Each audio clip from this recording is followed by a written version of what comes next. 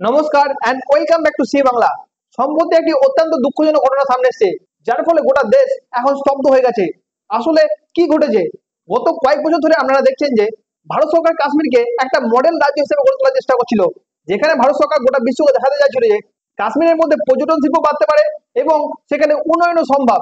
বিশেষ করে 370 ধারা বাতিলের পর কাশ্মীরের মধ্যে যেভাবে সন্ত্রাসী হামলা কমেছে, তাতে মনে হচ্ছিল যে কাশ্মীরও উন্নয়নের পথে এগিয়ে চলেছে। কিন্তু আজ দুপুরে যে ঘটনাটি ঘটেছে তা একটি বৃহৎ সন্ত্রাসবাদী হামলা। এখানে বিশেষ করে টার্গেট করা হয়েছে পর্যটকদের, কিন্তু এখনো পর্যন্ত ঠিক মতো জানা যায়নি যে কতজন নিহত হয়েছে। কিন্তু সর্বশেষ খবর পাওয়া অনুসারে 26 থেকে 27 জন মানুষ নিহত হয়েছে, যাদের মধ্যে 2 জন বিদেশি নাগরিকও ছিল। সম্প্রতি এখন ভারতের প্রধানমন্ত্রী ইউএই মধ্যে আছে, সেখান থেকে এই ঘটনার জন্য একটি তীব্র প্রতিবাদ করে টুইট করে লিখেছে যে আমি পেহেলগ্রামের সন্ত্রাসী হামলার প্রতি নিন্দা জানাচ্ছি। পেহেলগ্রামে আক্রান্তদের সমস্ত রকমের সহায়তা প্রদান করা হচ্ছে। যারা এই হামলার পিছনে রয়েছে তাদের বিচার নিশ্চিত করা হবে এবং তারা কখনোই ছাড় পাবে না, এবং তাদের যে উদ্দেশ্য তা কখনোই সফল হবে না।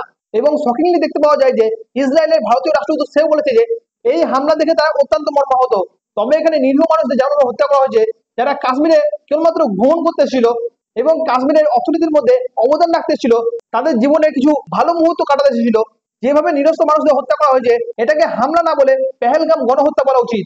এই হামলাটি ঘটেছে শ্রীনগরের পশ্চিম দিকে গুলমার্গ আর পূর্ব দিকে আছে পেহেলগাঁও। শ্রীনগরের মধ্যে এই দুটি হচ্ছে বিখ্যাত পর্যটন স্থান। এই ঘটনাটি ঘটেছে পেহেলগাঁওয়ের অনন্তনাগ ডিস্ট্রিক্টের মধ্যে, আর সেখানে একটি জায়গা আছে যেটার নাম হচ্ছে বেসারান, যাকে আমরা ভারতের মধ্যে মিনি সুইজারল্যান্ড বলে থাকি। আর এই জায়গাটা খুবই সুন্দর, যেখানে এই হামলাটি হয়েছে।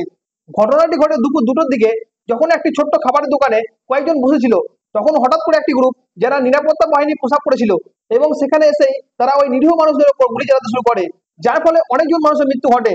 এই ধরনের হামলা বহু বছর পর আবার কাশ্মীর উপত্যকা দেখলো, এবং এটাকে বলা হচ্ছে যে এটি গত দশকের অন্যতম ভয়ঙ্কর সিভিলিয়ান টেরর অ্যাটাক। এই অ্যাটাকের ফলে 20 জন মানুষ গুরুতর আহত হয়েছে, কয়েকজনকে এয়ারলিফট করে শ্রীনগর হাসপাতালে নিয়ে যাওয়া হয়েছে। এবং এই টেরর অ্যাটাকের ভুক্তভোগীরা ভারতের বিভিন্ন রাজ্যের, সেটা কর্ণাটক, মহারাষ্ট্র, পশ্চিমবঙ্গ, দিল্লি, তামিলনাড়ু থেকেও। এমনকি একটি শকিং ভিডিও সামনে আসে, যেখানে দেখা যাচ্ছে যে একজন মহিলা যে বলছে যে তার স্বামীর সঙ্গে ছিল এবং তখন তারা ভেলপুরি খাচ্ছিল, এবং তখন তার সামনে একটি বন্দুকধারী এলো এবং তাকে বললো যে এটা মুসলিম নয়, একে মেরে দাও। এই দৃশ্যগুলো খুবই কষ্টদায়ক। क्या बोलते भेलपुरी खा रही थी, मेरा पति साइड में था, एक इंसान आया, उसने उसको गोली मार दी। यहाँ पे उसने बोला कि ये शायद मुस्लिम नहीं है, उसने उसको गोली मार दी। नहीं नहीं नहीं आप टेंशन मत लो। अब बेटा आप यहाँ पे रहो, हम साथ में। मैडम ये जो वहीद साहब है प्रेसिडेंट, आप टेंशन मत लो, मेरे पति को बचा लो, हम बचा देगा, कोई बात नहीं। भैया तो प्लीज भगवान के लिए बचा लो। दब से मन युवा डिजाइन क्या है, ठीक है हम बचा देंगे ना, आप टेंशन मत लो। मैं आ रहा हूँ। मैं कहाँ पे आपका ये हस्बैंड? क्या हुआ इसको, क्या हुआ? Please ask for help. We don't need. Okay, don't worry. You okay? You need a water, sir? Sir, we'll manage. Just ask for help. Okay, you first you give the hands water, drop of water. Take a drop of water, sir, please. কিন্তু এখন প্রশ্ন হচ্ছে যে এই ঘটনার পেছনে কে আছে? সম্প্রতি কিছুদিন আগে পাকিস্তানের সেনাপ্রধান আসিম মুনির কাশ্মীর সম্পর্কে কি বলেছিল? On Kashmir is absolutely clear. It was our jugular vein. It is our jugular vein. We will not forget it, and we will not leave our Kashmiri brethren in their heroic struggle what they are waging against the Indian. সে বলেছিল যে কাশ্মীর আমাদের রগে রগে রয়েছে, আমরা তা ভুলবো না, এবং কাশ্মীর ভাইদের যে বিরোচিত সংগ্রাম তা একা ছেড়ে দেবো না। আমরা দেখেছি যে পাকিস্তান বারবার ভারতের মধ্যে জঙ্গিদের অনুপ্রবেশের চেষ্টা করেছিল, কিন্তু পাকিস্তান তেমন ভাবে সফলতা পাচ্ছিল না। তবে এই হামলার দায় স্বীকার করেছে টিআরএফ, অর্থাৎ দ্য রেজিস্ট্যান্স ফ্রন্ট, যেটা হচ্ছে লস্করি তাইবার একটা শাখা। তারা বলছে যে এটা পর্যটক এবং সেনাদের প্রতি একটি সতর্কবার্তা। তারা বলছে যে ভারত সরকার যে 370 ধারা বাতিলের পর কাশ্মীরের জনসংখ্যার কাঠামো বদলানোর চেষ্টা করছে, তারা হুমকি দিয়েছে যে এই ধরনের হামলা ভবিষ্যতে আরো চলতে থাকবে। আর এই যে পেহেলগামে হামলাটি হয়েছে, এটা কোথাও না কোথাও আমাদের গোয়েন্দাদের ব্যর্থতা। আমরা জানি যে বেসারান হচ্ছে একটি নন টুরিস্ট এরিয়া, কিন্তু টুরিস্টরা সেখানে কিভাবে যাচ্ছিল? সম্প্রতি টুরিস্টদের সিজন আসতে চলেছে এবং জুলাইয়ে অমরনাথ যাত্রা শুরু হবে, কিন্তু আমরা সবই জানি, তাহলে আমাদের প্রস্তুতি আগে থেকেই ভালো করে নেওয়া উচিত ছিল। সম্প্রতি এই অ্যাটাকের পর হোম মিনিস্টার অমিত শাহ শ্রীনগরের উদ্দেশ্যে রওনা দেয় এবং জরুরি ভিত্তিতে একটি হাই লেভেল মিটিং ডাকা হয় নিরাপত্তা বাহিনী এবং গোয়েন্দা সংস্থার মধ্যে। ভারতীয় সেনাবাহিনীর এলজি মনোজ সিনহা হাসপাতালে গিয়ে আহতদের সঙ্গে দেখা করেন এবং নিহতদের পরিবারকে 10 লক্ষ টাকা ক্ষতিপূরণ দেওয়ার ঘোষণা করে। এই ঘটনার পর সমস্ত পর্যটন এলাকার নিরাপত্তাকে জোরদার করা হয়েছে এবং দক্ষিণ কাশ্মীরের মধ্যে সার্চ অপারেশন শুরু করা হয়েছে। বিশেষ করে বনাঞ্চলের মধ্যে ড্রোন সার্ভেলেন্স মোতায়েন করা হয়েছে, ট্র্যাকিং এবং হর্স রাইডিং 7 দিনের জন্য নিষিদ্ধ করা হয়েছে। কিন্তু এখন প্রশ্ন হচ্ছে, লস্করি তাইবা যে হামলাটি করেছে, এই হামলার পিছনে তাদের উদ্দেশ্য কি?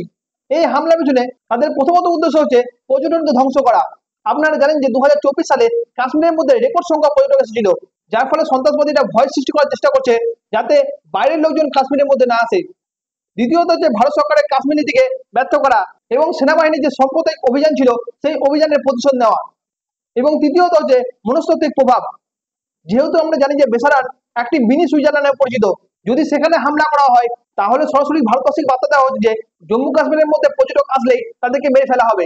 সবশেষে বলতে গেলে এই ঘটনা কাশ্মীরের শান্তি প্রক্রিয়ার উপর একটি বড় ধাক্কা এনে দিয়েছে। কাশ্মীরের মধ্যে যে রাজ্য মর্যাদা ফিরে দেওয়ার প্রতিক্রিয়া ছিল সেটা হয়তো দেরি হতে পারে, এবং পর্যটকদের নিরাপত্তা এবং গোয়েন্দা সংস্থাগুলির কাজের উপরে নতুন করে প্রশ্ন উঠছে। এই হামলা কাশ্মীরের ট্যুরিজম ইন্ডাস্ট্রিকে একটি বড় ধাক্কা এনে দিয়েছে, এবং নিরীহ মানুষ যারা পর্যটকদের থেকে উপার্জন করছিল, যারা খুশি হতেন যে মানুষ কাশ্মীর দেখতে আসছেন, তারাও আজকে শোকগ্রস্ত। কারণ এখন বহু মানুষ কাশ্মীরে আসার পরিকল্পনা করছিল, তবে এখন তারা ভাববেন যে কাশ্মীরের মধ্যে নিরাপত্তা কি আছে।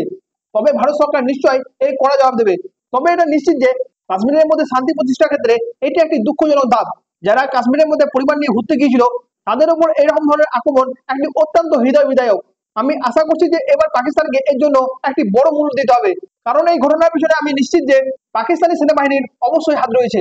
এই বিষয়ে আপনাদের কি মতামত কমেন্টে অবশ্যই লিখে জানান।